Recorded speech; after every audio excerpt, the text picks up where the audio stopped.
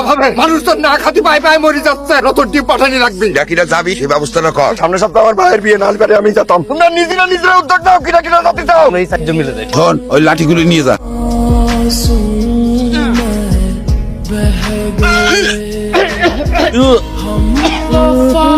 মানুষজন 5-6 দিনের মতো না খাওয়া ছিল, দুর্ভিক্ষ লেগে গেল একদম। আপনার শরীরের ভাইরা এখান থেকে আসছে? হইতেও পারে, আমি জানি না। ওই গ্রামে গেছিলেন কেন? একটা অফিসের কাজে গেছিলাম, আমি আর আমার কলিগ মিজান পাউডার সাপ্লাই দিতাম। কোম্পানির অবৈধ ব্যবসা ছিল এটা, ফরমালিন পাউডার। ও রশিদ ভাই, লোক আসতেছে, হুন্ডা নিয়ে আসতেছে। সেটা তো বলতে পারবো না।